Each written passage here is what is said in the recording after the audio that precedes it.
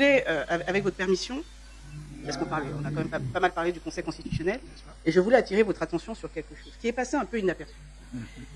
Je dis, et je répète, le Conseil constitutionnel doit être le garant de la Constitution. Il doit agir conformément à la Constitution. Ça, on l'avait bien et il doit faire en sorte que tout le monde agisse conformément à la Constitution.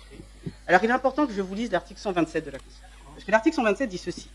Je ne vais pas être trop longue, je vais juste venir à ce qu'il évoque le cas de l'éligibilité des candidats à l'élection présidentielle. Et il dit ceci.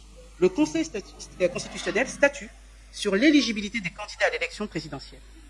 Le Conseil constitutionnel arrête et publie la liste définitive des candidats à l'élection présidentielle 15 jours avant le premier tour du scrutin.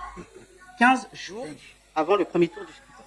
Après que la commission indépendante chargée des élections a procédé à la vérification des dossiers des différents candidats et publié la liste provisoire des candidatures.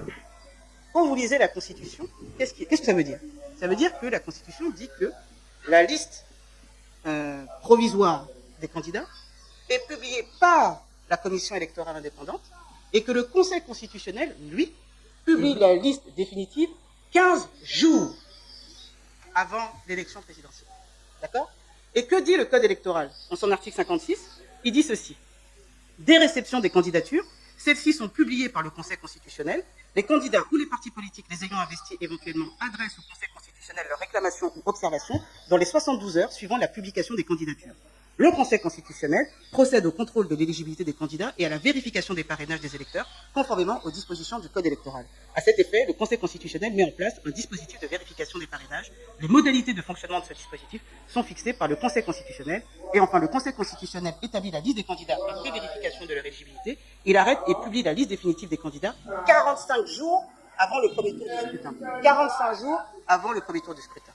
Pourquoi je voulais vous lire les deux textes?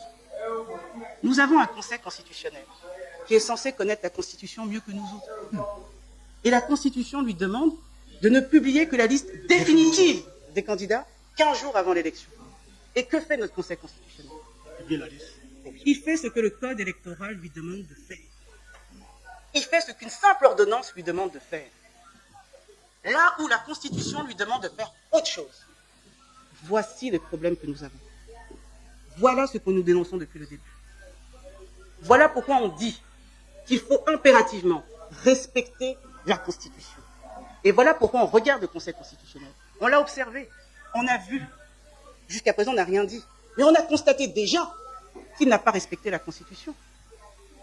Qu'il a respecté le Code électoral qui n'est qu'une ordonnance. Nous allons terminer cette émission avec une question d'un internaute. C'est par rapport à ce que vous venez de dire. L'internaute dit: le Conseil constitutionnel peut-il réellement valider la candidature de Laurent Gbagbo alors que le RHDP s'est arrangé pour l'enlever de la liste électorale depuis 2020?